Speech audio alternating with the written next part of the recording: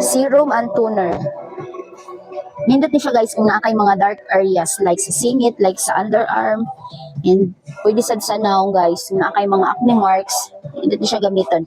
Kaning toner is like twice a week lang nimo siyang gamiton, but ang serum kay pwede nimo siya daily. Mo ni siya kung ginagamit guys para treatment sa ako ang kili-kili. Kay dili siya itom guys, pero na siya mga chicken skin, di ba? Di ba na okay na siya ini.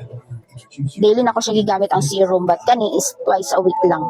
Dali ra sad ni siya mag-absorb guys. Pwede nimo siya gamiton na sa imong siko, kung ito imong siko, singit or sa liog or sa tuhod. Set siya.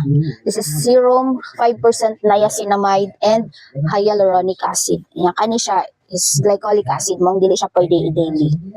Try ninyo ni guys. Daghan kayo og kanang sold out ani niya kay nindot siya nga product guys, dali ra pud siya mag-absorb. Then wala siya baho. Money. Dugay sad kay siya mahurot. And usay guys, napag gini mga discount voucher mo nang barato na lang kay nimo ning ma-check out. Diba? Na okay na. Aya, i-try nyo to, get yours now. Nandiyan sa aking yellow basket.